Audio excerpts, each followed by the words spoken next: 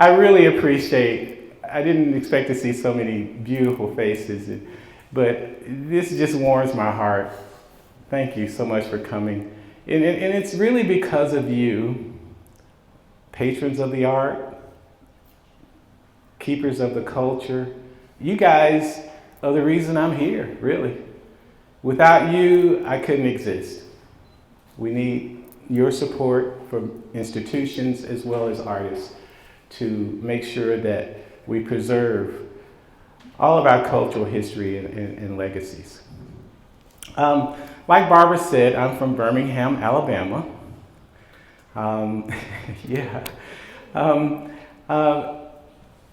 I'm a self-taught artist. I studied business in school, actually.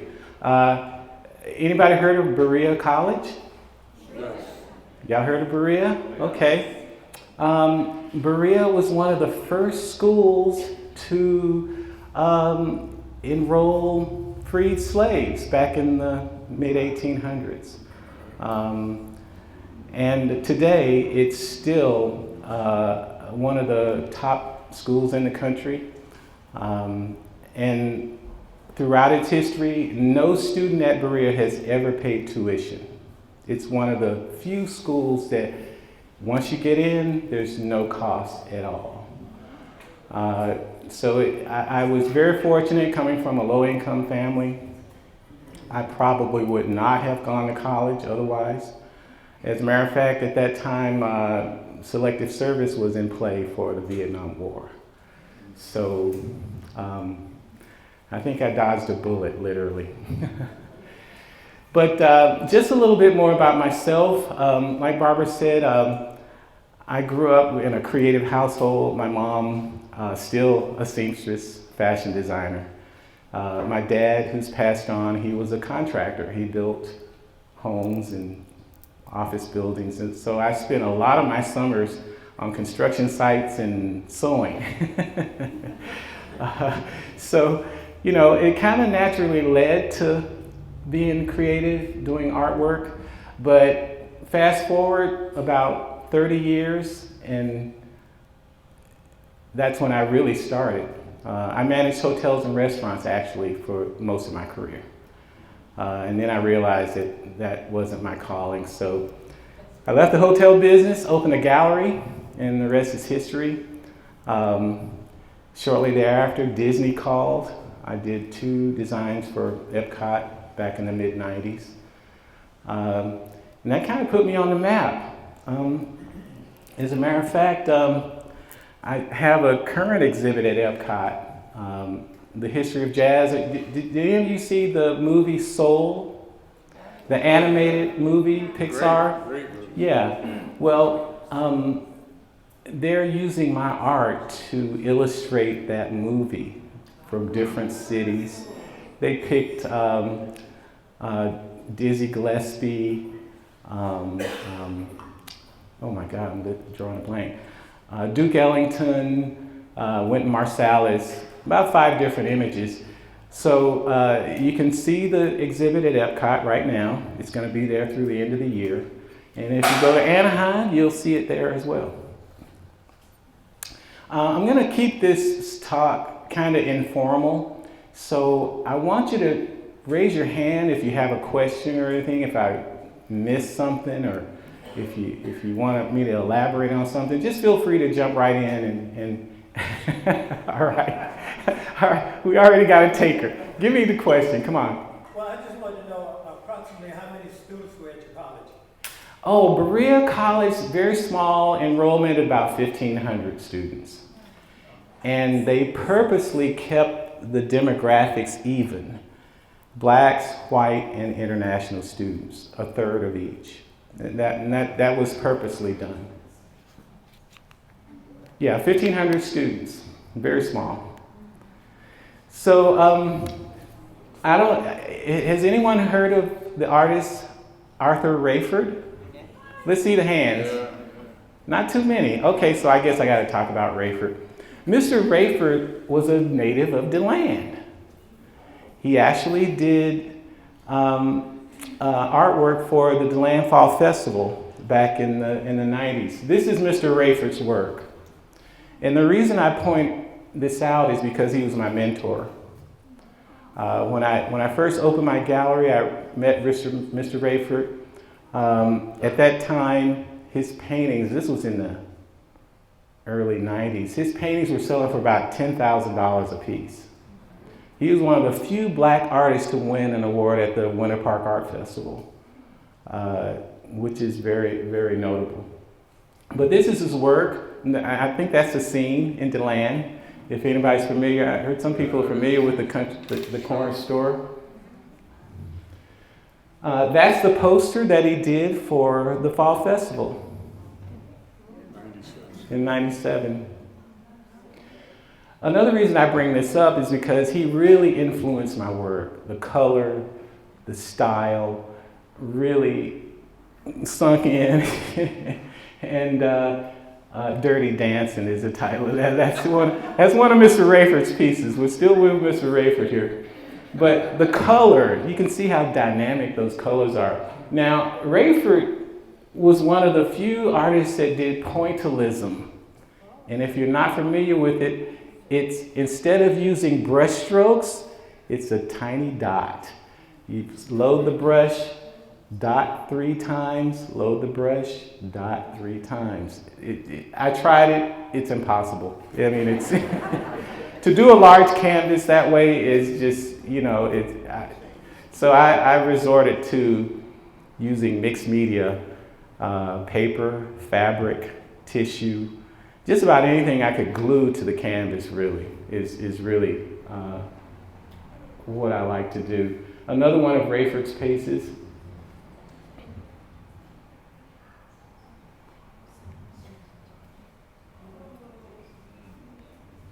Any questions? This is your collection? Well, I represented Arthur when I had my gallery.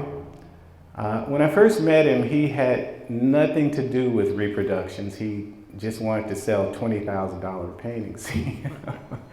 So, I convinced him that he'd make a little more money if he had low-cost reproductions. So that's when we did these pieces.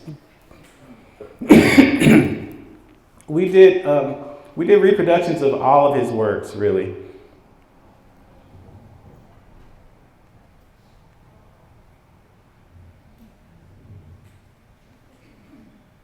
I think these are repeats. All right, let's get to my stuff. Yeah. All right. Just got a bunch of good news. Oh, we got a question. Okay, go ahead.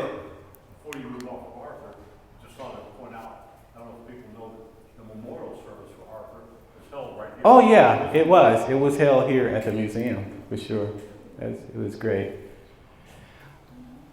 One of my paintings.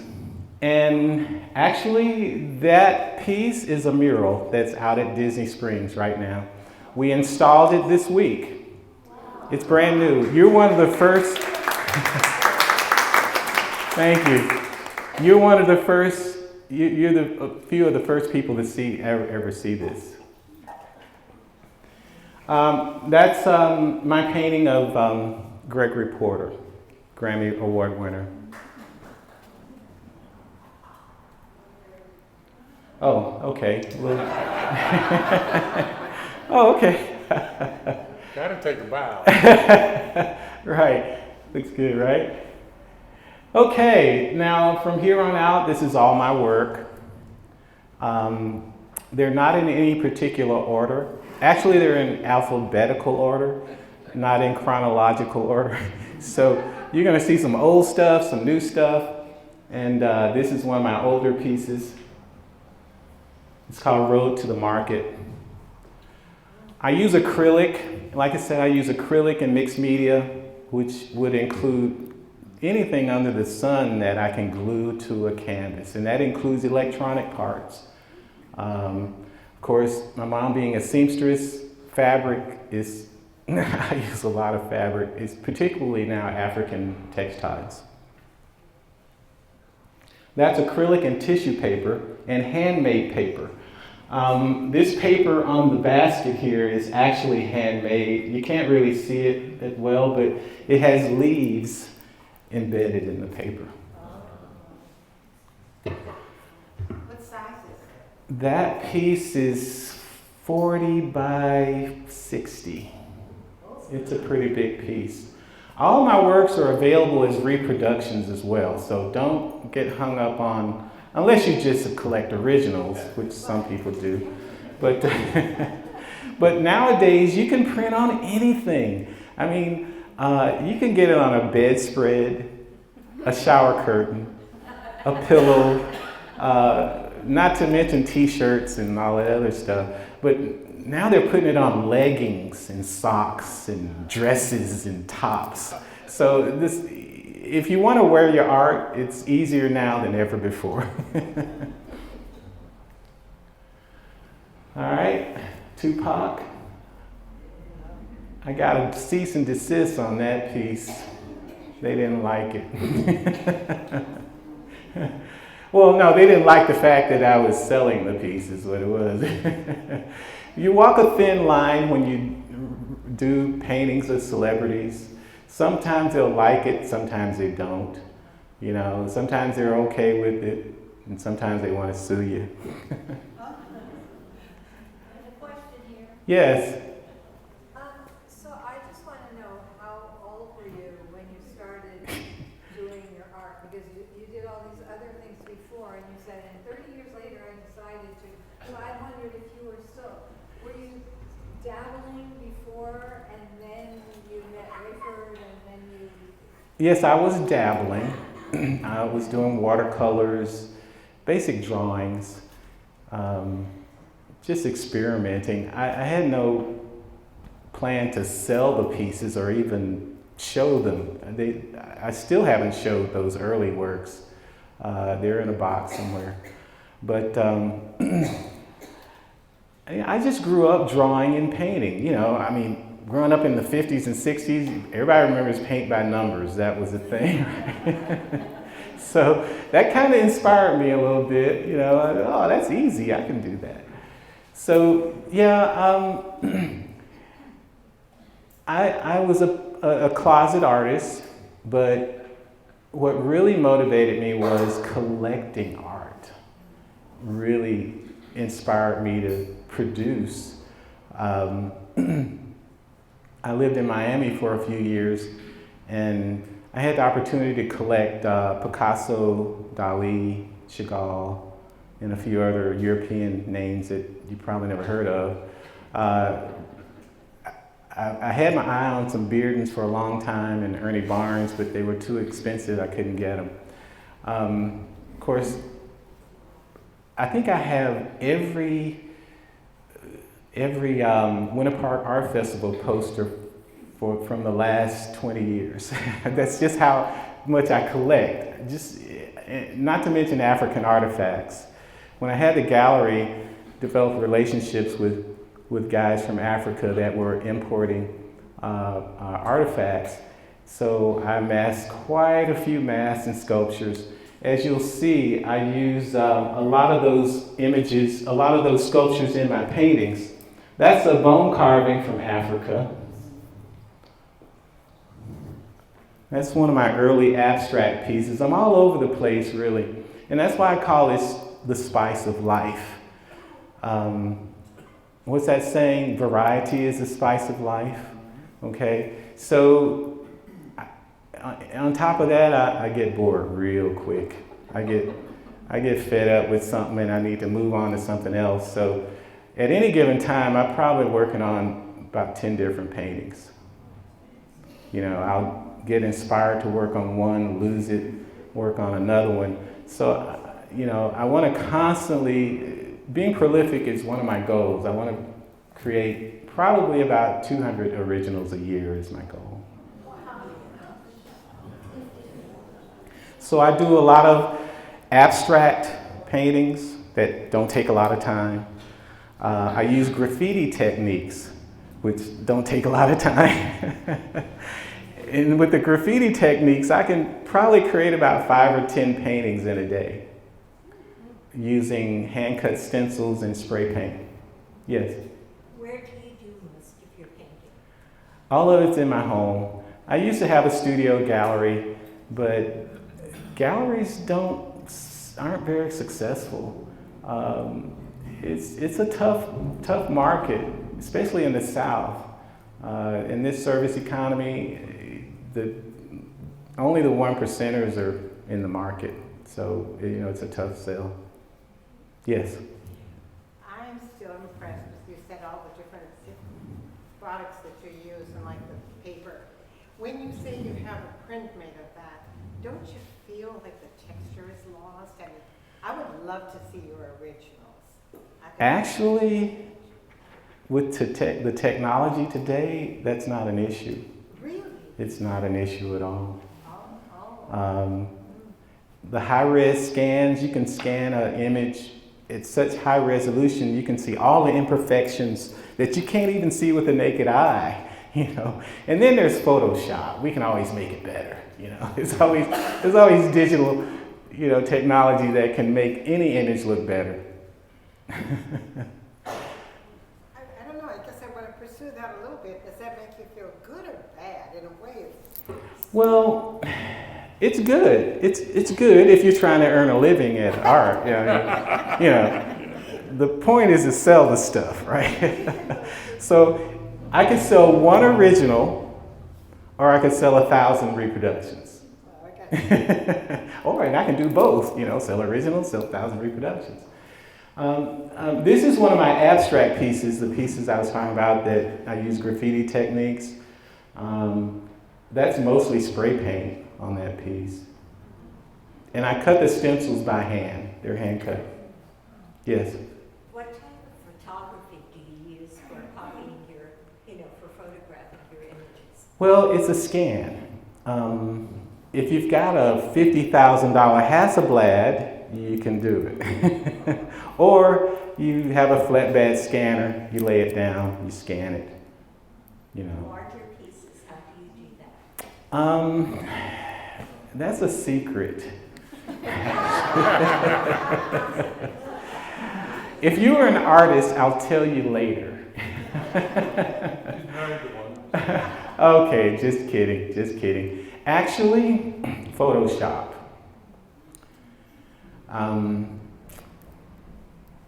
I know it sounds really strange, but your regular flatbed scanner, 8.5 by 11, I just scan it in a bunch of sections. If it's a big piece, it's probably 30 scans, and Photoshop puts them right together seamlessly. What about just taking a photo? A photo is good, but it doesn't make a good reproduction. It's not as sharp. With a scanner, you can go anywhere from 300 to 1,000 dots per inch, which, like I said, you can see all the imperfections in the piece. I think this piece, 17 by 23, that was probably 4 scans. But you can't tell it. You can't see where it was spliced together at all. Photoshop's amazing. I love it. I couldn't do without it, actually. I use it daily. Adinkra symbols for abundance. That's all spray paint, stencils. I created that icon. It's based on the Ankh, the African symbol for fertility. As a matter of fact, my man's got on an Ankh around his neck now. For life. Exactly.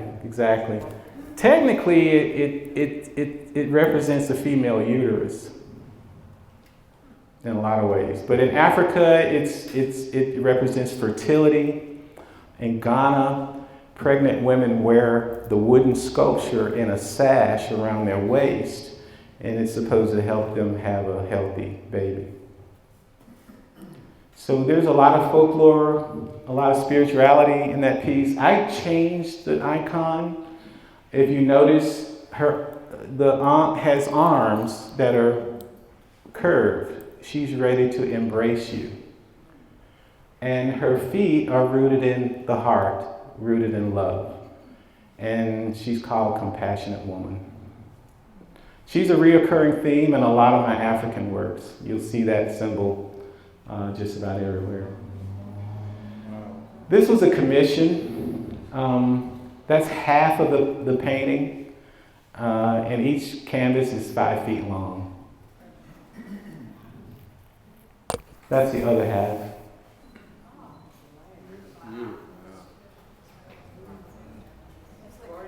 Oh, thanks. That's Mount Kilimanjaro in the background. That would be a great stained glass. Actually, I'm glad you mentioned that. Stained glass is what inspires me to create work like this.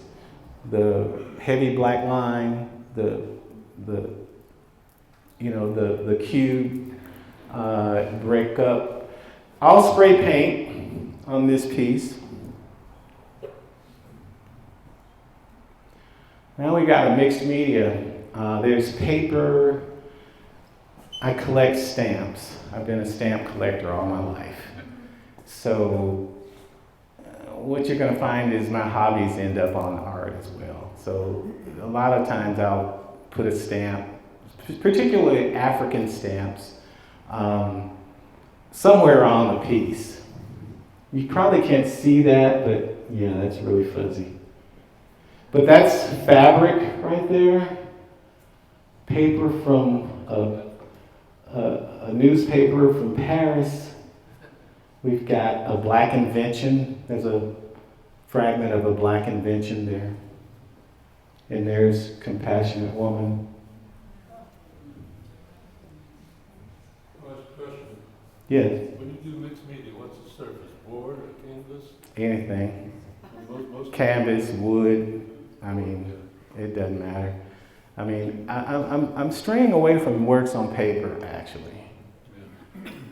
They have to be framed under glass. Or plexi. Well, I don't like plexi. I mean, I don't like that fake stuff. But it's just not cost effective because I can do hundreds of works on paper. As a matter of fact, I've got hundreds of them now just stored away, you know.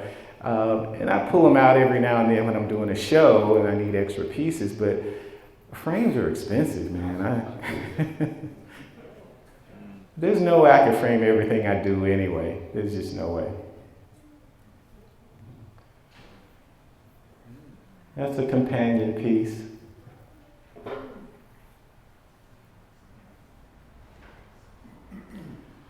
Those are African textiles.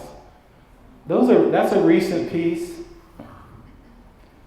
Those are really studies that ended up being good. You know how you practice on something, just trying it out, and you look up and they turn out okay?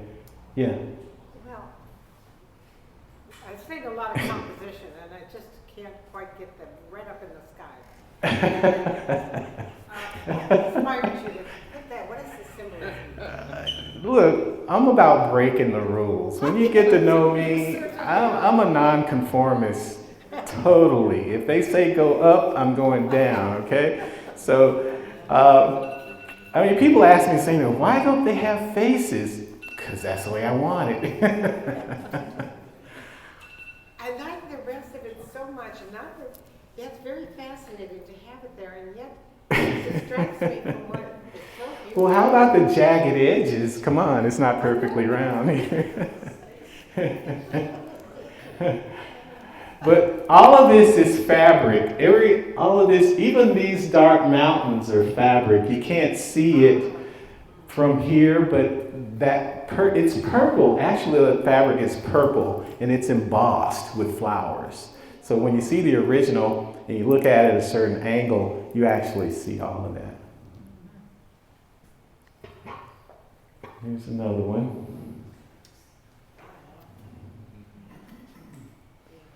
I love your use of color. Oh, yeah. Thank you. Thank you. That's my trademark. This is an early collage.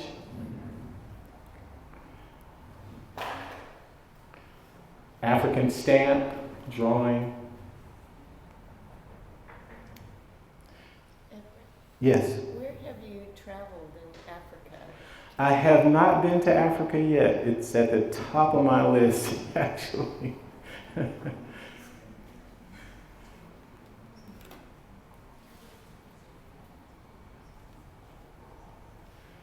There's a stamp on that one.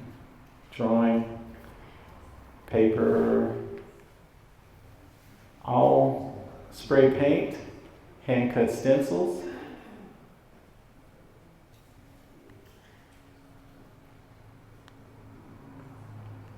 Any questions? I was gonna ask if you ever have dreams and that's what some of these are inspired by. Not necessarily dreaming of inspiration. When I go to bed, I have all of these unfinished paintings going through my head and what I need to do to each one next. That's kind of what happens with me. And then I wake up with ideas, right? That's a pretty big piece there. Excuse me, Yes. I noticed you have a lot of strips of music, and since that's my background, I made the connection with hearing music, though your work is art. I don't know what you think when you add music. Well, I'm thinking interactive. I'm thinking adding materials that are either reflective, something you need to read, you know, or something that you don't even recognize, but you got to figure out what it is. The whole idea is to really have you question and look even closer at the piece, and maybe learn something too, because sometimes I have little statements. I used to call them my angry black man comments. I write them on there. So, you know, I'm always trying to include things that will help you learn or research or like I said, reflective. At the most basic, if it's reflective, right? Question. Yeah. You've spoken that Bearden and Picasso, both of those collages were influences. Would you speak about them? Well, Bearden definitely set the standard for collage. So did Picasso. Well, he did, yeah. I think Bearden took it to another level, though. I guess they were both about the same. But my goal was to create art as quickly as possible. And it's easier to glue a piece of paper on a canvas than to put the paint down. I mean, it's just that simple. And fabric, you know, all of the different designs that are possible, it just gives you an endless array of mediums, a variety, the spice of life, right? One of the Amway Center pieces, did I mention I have 7 pieces in the Amway Center? No. Oh, okay. All right. Well, my bad. That's one of the pieces. Beautiful. I wasn't really happy with those works.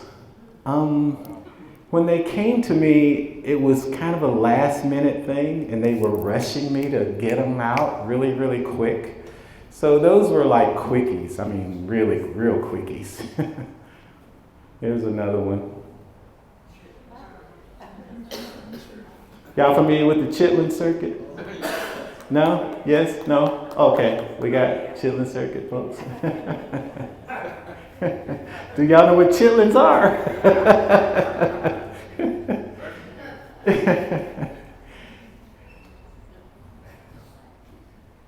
That one's nice. I've actually done that design several times, and it's based on a Rayford painting, actually. It's based on an Arthur Rayford painting. That's Charlie Parker, Dizzy Gillespie, Thelonious Monk, Max Roach, and that doesn't look like Charlie Mingus, but that's who it's supposed to be.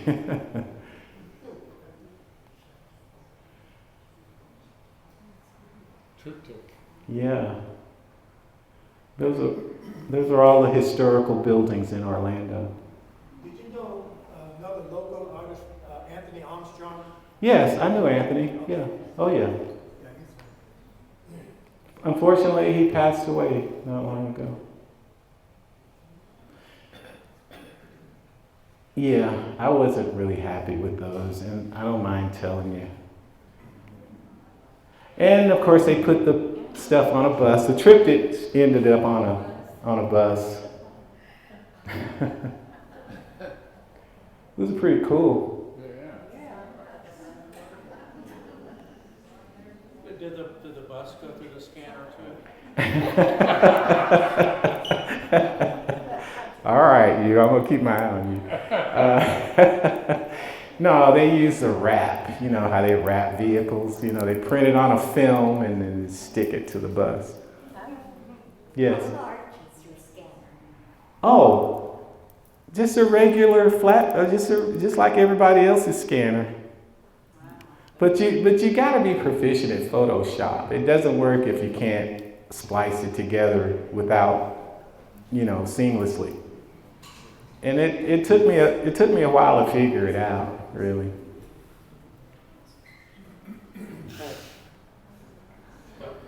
That's a recent piece. It's mostly fabric and acrylic.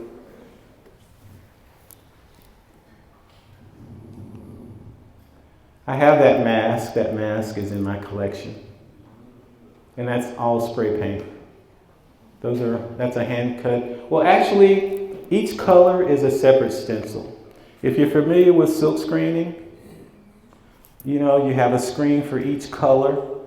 That's basically what we have here. I mean, a serigraph is just another name for silk screen. But instead of using a squeegee and acrylic, I use spray paint. What country is that from? That is Fang. I think that is the Congo.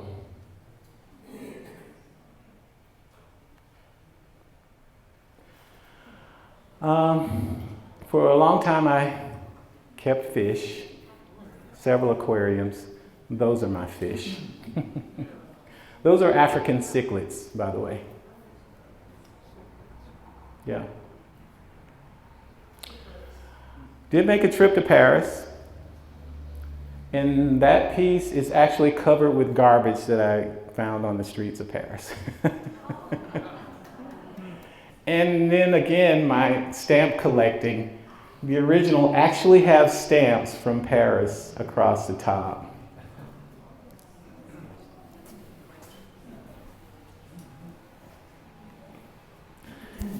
Now this is the ultimate use of stamps.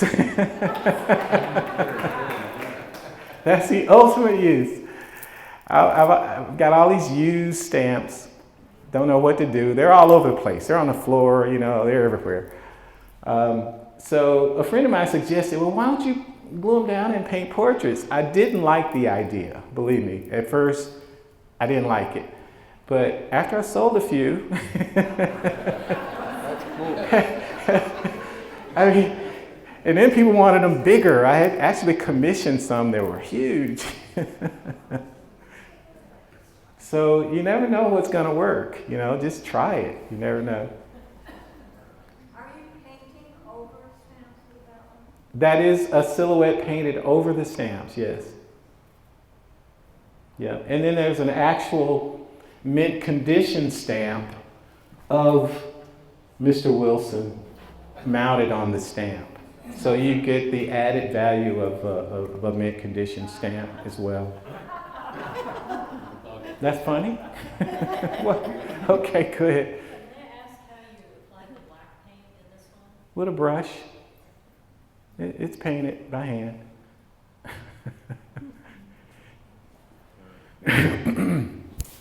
So the goal is to do a portraits like this of all the Black history stamps that have ever been done by the U.S. Postal Service.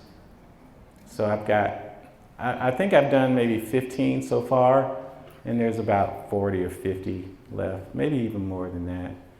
But that's the goal. Everett, Yes. one of the earlier slides I thought it was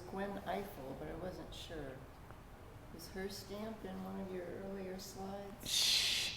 Maybe a used one. I haven't done Gwen yet, the portrait of her, but I've got plenty of her used stamps, and that's probably Yeah, I thought I maybe saw you saw. Yeah, those on the backgrounds are all used stamps. I wouldn't dare glue a mint stamp to a canvas, especially those. Some of those stamps are over 50 to 60 years old. But a used stamp still has value, believe it or not. I mean, a used forever stamp right now would sell for about 10 cents. You could get 10 cents for a used forever stamp. Yeah. Add that up. You got a bunch of them, that adds up. And I think forever stamp, man, that's the greatest thing they invented, right? I mean, it's like buying a stock that goes up every time they raise the rate. That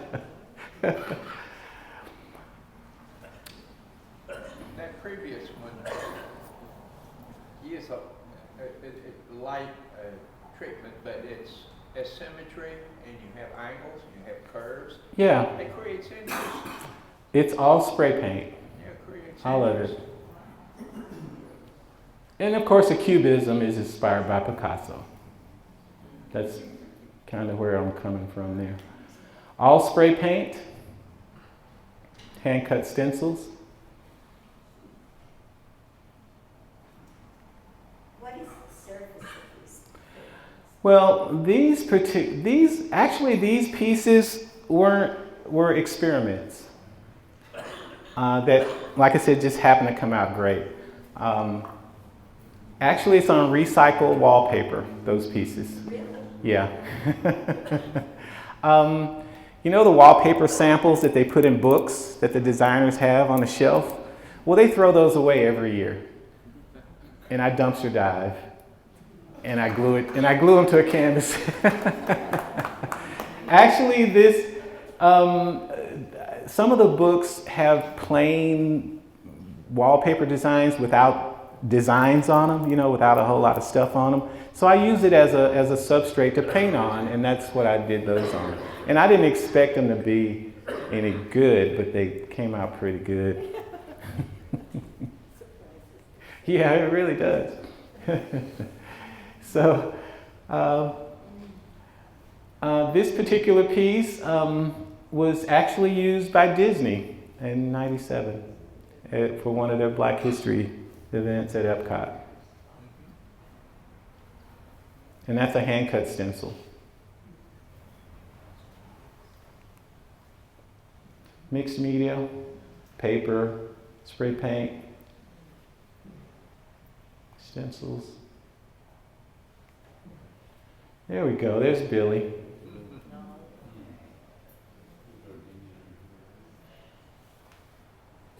It's acrylic and wallpaper, designer wallpaper. Oh, there's a flip phone on here. That piece, right, that's a flip phone that I busted apart and glued to the canvas. Had to do something with it. The flower in her hair is sheet music from Ain't Misbehavin'.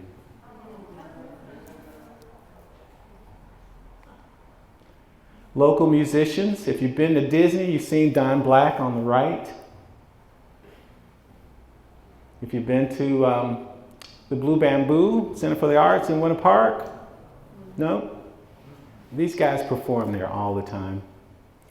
One of my goals also, since I'm heavily into jazz and blues, is to document the musicians that I come in contact with. The Blue Bamboo Center for the Arts, you should put it on your list. It's one of the best kept secrets in Orlando. Live jazz, very intimate, and it's just such a great venue.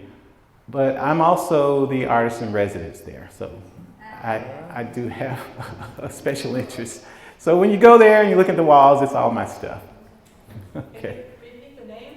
The Blue Bamboo Center for the Arts in Winter Park. Yeah, those are all local musicians. The title is Billy's World. Billy Hall on the left passed away. And that really, I painted that as a tribute to him. What hours of the jazz we want to go? Most of the performances start at 8.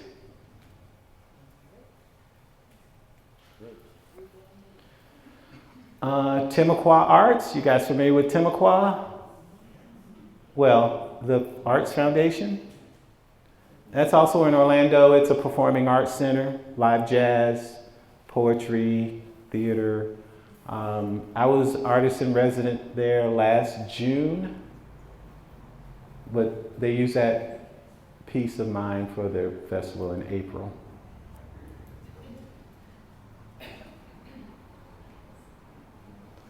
More spray painted stencils. Magazine pages in spray paint. I don't use the magazine pages anymore because they don't last. They fade really quickly. So the designer wallpaper is perfect. It's scrubbable, it's fade resistant. I mean, it's indestructible. It's free. It is free. There you go. That's amazing. Yeah. Did you ever paint acrylic on watercolor paper? Yeah. More expensive than wallpaper though? Nah, I don't really consider the cost of the substrate as much. I mean, paper costs less than canvas, but I'm just getting away from works on paper because they have to be framed under glass. Yeah. Everett, you're so mellow. What is your work environment like? Jazz. I make my own wine. So, so, no, I'm just chill. I'm just laid back anyway, I try to keep it even. I don't get too excited. Try not to anyway. But yeah, jazz. I'm listening to jazz most of the time. Carlos Santana, yep. Here's some more stamps. That was one of the bigger pieces that I did, 24 by 24. That was a commission, actually. I had already sold Carter G. Woodson once, and they asked me to do it again. Carter G. Woodson went to Berea College, my alma mater. Yep, and he's also, for those of you that don't know, he's the father of Black history. He's the inventor of Black History Month. No, I didn't know him. He came long before you were talking to him. I thought you were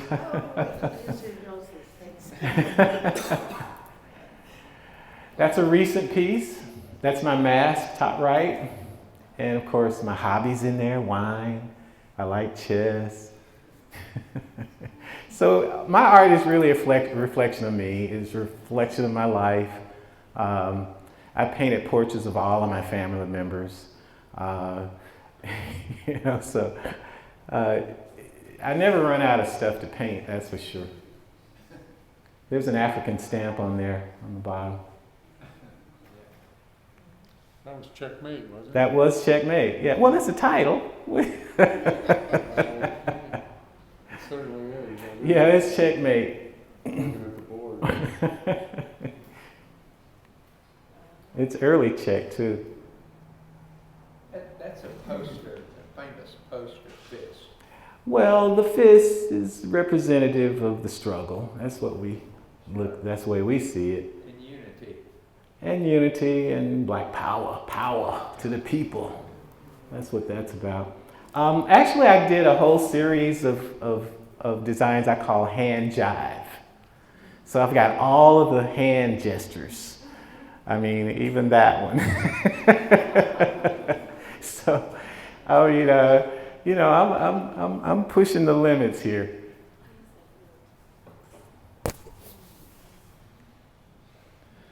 That's all designer wallpaper. All of it. There's no paint in that at all. The clouds are actually tissue paper.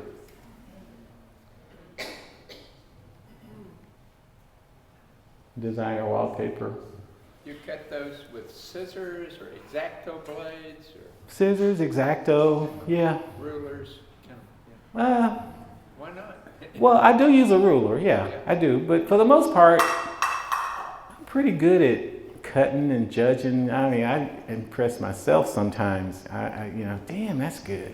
You know, I mean, yeah. But where do you keep all of your Good question.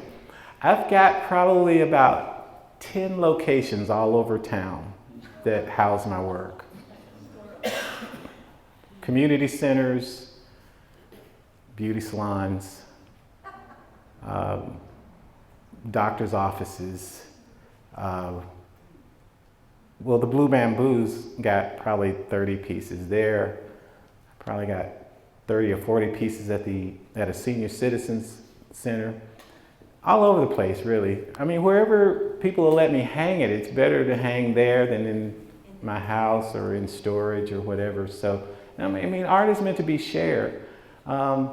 So I just want people to see it, even if they're not buying it. I mean, I think it can have an effect on people. That particular painting there, it's obscene to talk about price, but I'm going to ask, what could you expect a range of value for that? That particular piece is sold. On a good day or a bad day or something? They're all good when you're selling. I mean, there's no bad. Once when they're selling, it's all good. No, but a piece like that would go for about $400, unframed.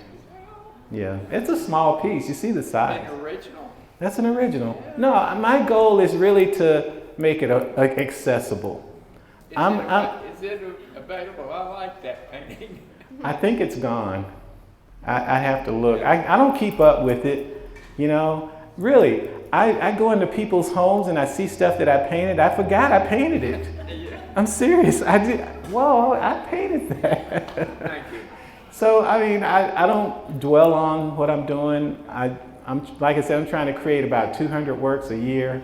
So I don't look back.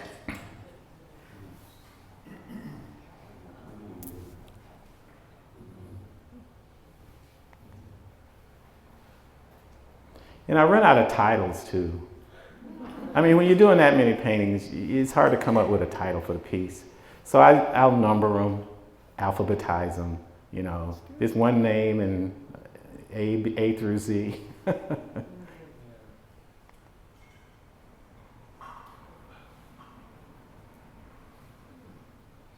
There's that interactive stuff. That's an actual shell. It's Compassionate Woman. And that's Lena Horn. It's a used stamp of Lena.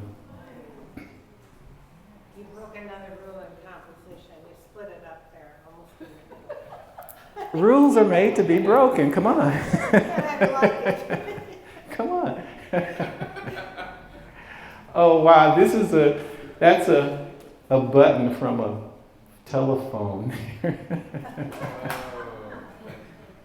Just about anything I can glue down, it's gonna work. Oh, there's an electronic part. See, I forgot all about this piece. That's an electronic part right there, and of course, you can see that film strip.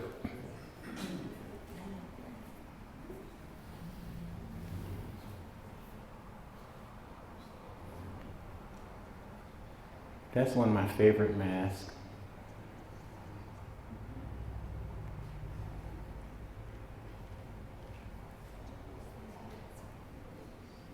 That's on wood. There's the mural again. Everett, Yes. when you first showed us the mural, you said you installed it. Was it not painted on site? It was not painted on Like a site. vinyl- like a It vinyl? was applied. So did you do the application or the sign? No, I didn't do the application. Those ramps are pretty amazing. Yeah, they came out great. No, I'm not a fan of painting outdoors. It can present a lot of problems. Rain, I mean, you know. And then the sun, come on, the heat out there. I mean, I did murals in the past and take a week. to do a mural.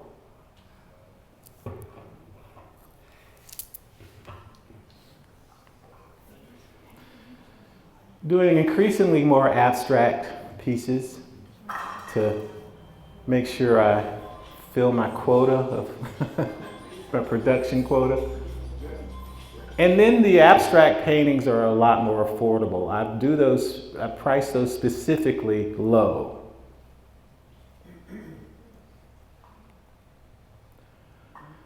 That's a linoleum cut.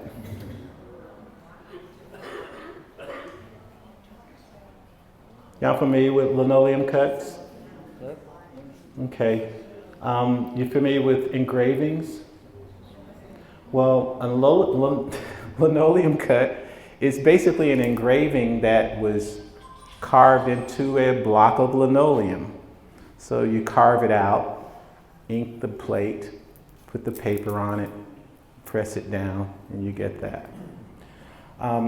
Linoleum cuts are considered original graphics.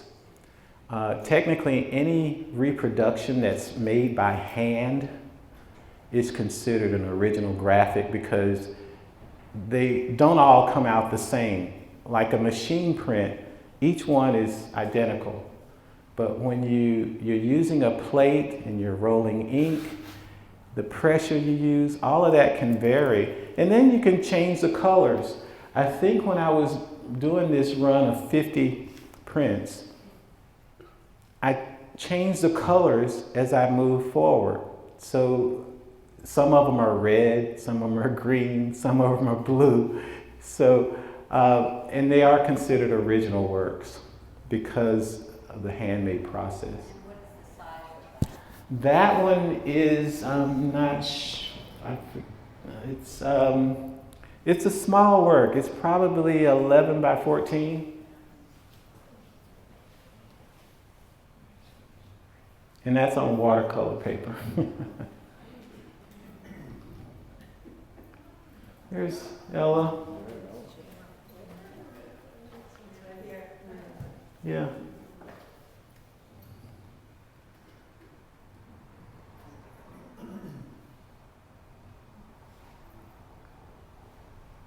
I've done 2 of those. That's a pretty popular piece.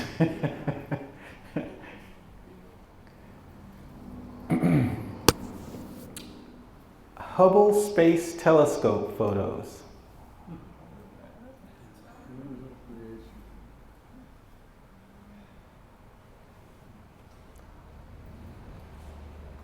There's not much variety of colors in space. It's all dark.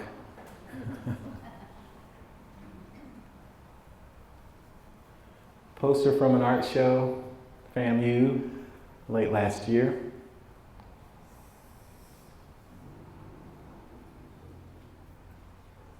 Questions? You say you spray a lot, but there's obviously brushwork on some of this. Oh yeah. Yeah. That's a tribute to my nephew who passed away. That's my mother's mantle, actually. That's the stuff on her mantelpiece.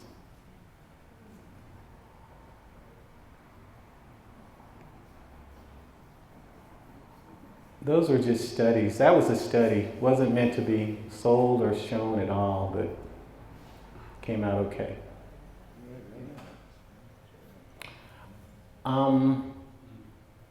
Loose watercolor. That's watercolor.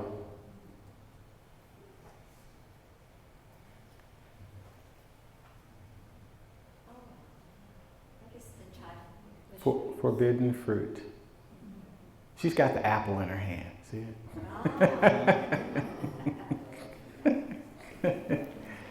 Although I'm not sure that's what's really forbidden. I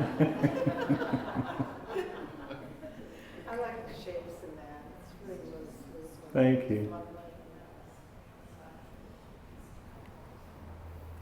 Real early work. I did that with felt tip markers.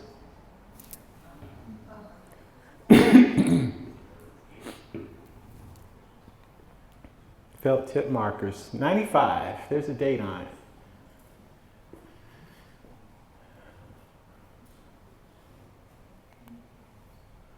That's a recent piece. Any questions? Did I leave anything out? Is there anything I should have said that I forgot to mention? Yes. Where do you source the, the photograph or whatever you're painting from? Do you just like look at it online? Well, yeah, a lot of times I'll use online material, but for the most part, I mean, it's easy to, recreate a portrait from just about any kind of photograph. I mean, and then with a little imagination, change it up, The key is to change it.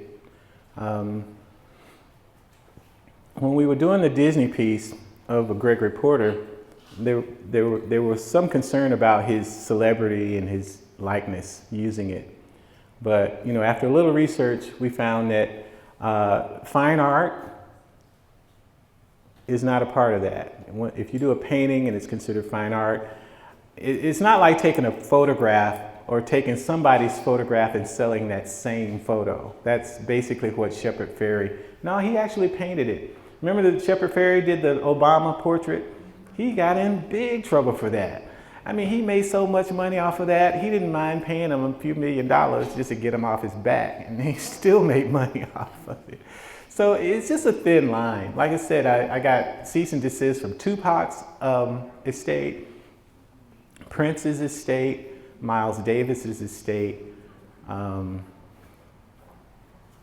your choice of the portrait. The imagery, yeah. Yeah, I mean, it's not a spot-on portrait, I don't think any portrait's really, except for photorealism.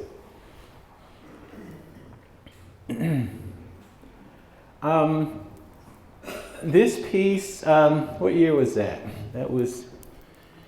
That piece was commissioned by the Free Speech Institute, and they used it as a poster for one of their national conferences. So I did a whole series of paintings dedicated to freedom of speech, and that was the one that they selected. All of those free speech paintings were sold. I did 15 of them. They're all sold. They're all gone. That one went for 10 grand, just since you want to know the price. I have good taste. I want that. That's got a lot of stuff on it. There's CDs on there, stamps. I mean, fragments of the Constitution. Fragments, yeah. That's one of the free speech pieces.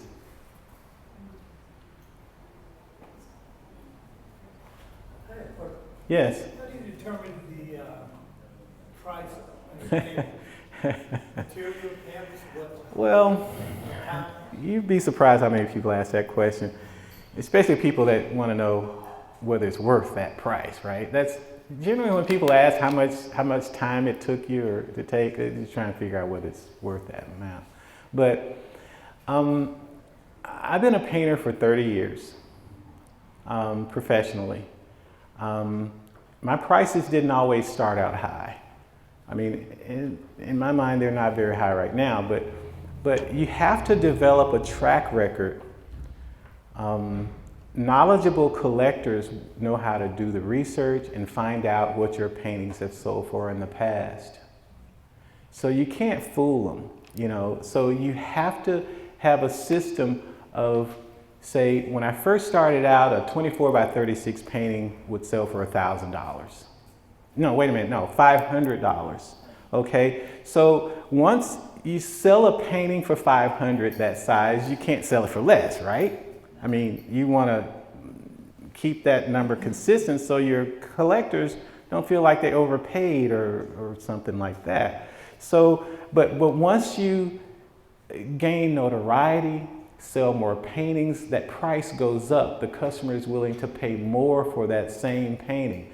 And once you get there, you can't go back. So fast forward 5 years, the painting 2436 is selling for $1,000 now, okay? And Disney comes along and they pay you a lot of money for a piece you really can't go back after that. You know, you really got to keep those prices consistent. And that's the integrity that you need to have, because art is one of those fickle markets. People know that the price could be all over the place, you know, and it's up to me. So it's always questioned. Am I getting pulled here? Am I out of time? Okay. But yeah, I understand what you're saying, but you have to establish yourself, establish your prices, and it grows after that. It doesn't go down, it goes up. This new Disney piece is probably gonna increase my prices a bit. So what makes the Marilyn Monroe picture worth millions of dollars? Well, Andy Warhol is dead, number one. Yeah. Oh, okay. Okay. Number two, it's iconic. I mean, Warhol, Basquiat, both of those guys cut from the same cloth, $100 million for a painting. It just doesn't seem right. I know, right? I mean, it's a big piece now. It's a pretty big piece, but it's a silk screen. It's a silk screen. It shouldn't be worth that much. Well, I'll put it to you this way. A few years ago, that same Marilyn Monroe painting would sell for about $5–10 million still. Okay, but because there's so few of them now, he's not producing anymore. I mean, then you got these billionaire collectors that just don't care how much it costs. Okay, that's not for us. I mean, that's totally different market. Those pictures hold its value through the years, like say 15, 20 years from now, maybe 50 years. You know, it's hard to think that it could go higher, but it's happening. Would it go lower? It's not going to go any lower. I mean, come on, you just bought it for 110. What you going to sell it for less? You don't do any pricing per square inch, do you? I used to use that formula. I used to use a size formula, you know, to keep the prices consistent. Last year, I worked with 10 inner city kids. We painted 64 large-scale paintings in 8 weeks. They're hanging in the Callahan Center as we speak. They'll be there permanently on Paramore, downtown Orlando at the Callahan. It's a senior citizens after-school center.